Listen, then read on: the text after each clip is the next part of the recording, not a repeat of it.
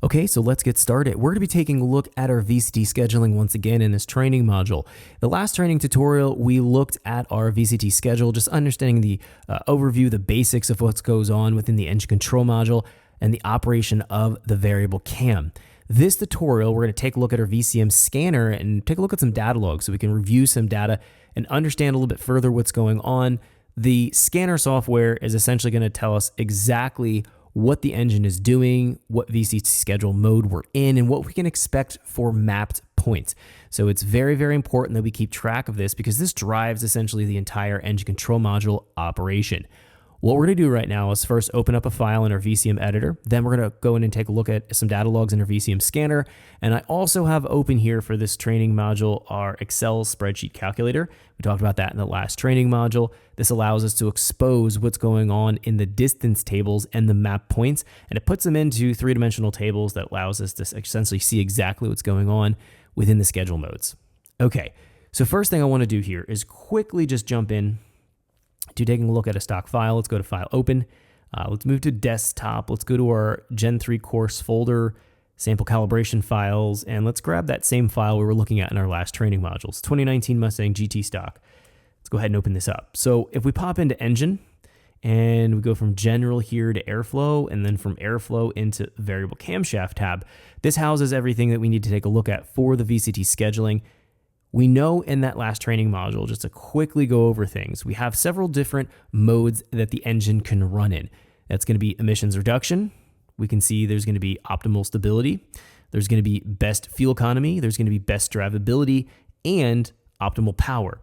So it translates and transitions through these different modes based on how much load or throttle angle we're operating at. We can see here that we have our load threshold tables that essentially call out when to transition from one mode to another. So we're going to see what this looks like, again, translated in an actual data log file, but essentially that's what goes on here. We have these different modes. The different modes call it different cam pairings or mapped points, and everything follows those mapped points in the engine control module. So things like spark timing, speed density, torque tables all hinge upon the mapped points. So very important to understand the basics, the fundamentals, so you get a picture of what's going on here. And again, we covered that in the last training module. So let's jump in now and let's go into our scanner software and let's open up a data log and talk about a few things so we can kind of see what's going on here for idle conditions. So the first thing I want to do is move in here to our VCM scanner. Let's jump into log file, open, and let's go in here to desktop. Let's go here to HPT Gen 3 Coyote folder. Let's go in here to sample data log files, and we're going to move into VCT schedule sample logs. Now in here, we have two data logs we can take a look at. I might add a few more in here because we're going to have a couple more training modules talking about the VCT scheduling. There's a lot going on with it, so I want to be very thorough with our tutorials.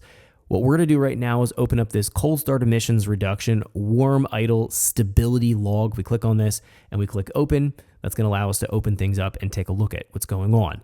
So we see here that we have a lot of PID channels being logged on our left side in the data log. What we're interested in specifically is if we move towards the bottom of this data log and we take a look here at our VCT schedule mode, we can see what's going on with the scheduling mode, so which mode we're operating in.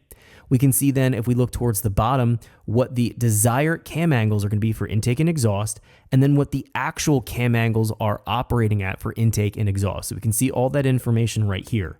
We're also left with a few map points that are showing here, so map point 0 through 7, and there's going to be what's known as a weighting factor. And then if we take a look here, this is going to be a percentage unit.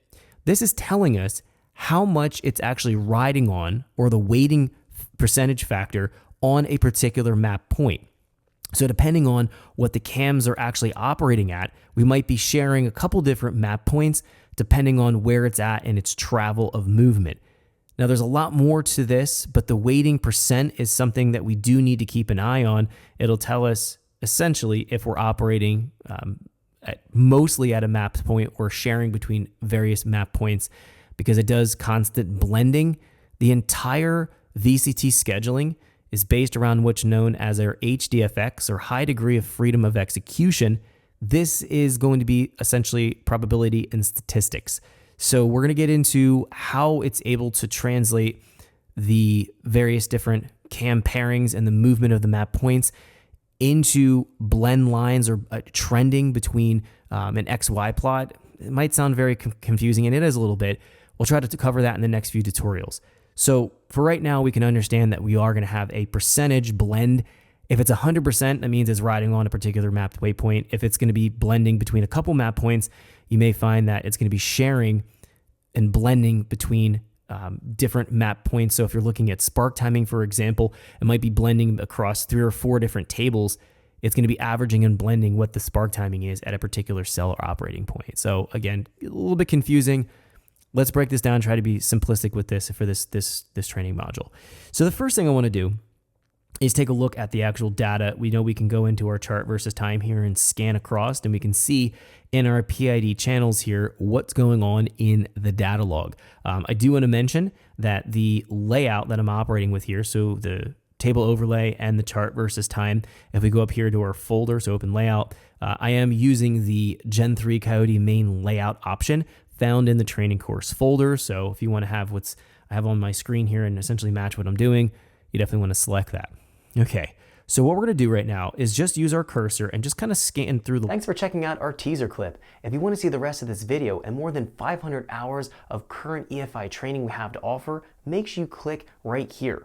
If you want to go and check out more teaser clips from this training course, click here, and you don't want to miss any of the videos we're going to be releasing on this channel, so make sure you subscribe and click here. Thanks for watching, and I'll see you guys later.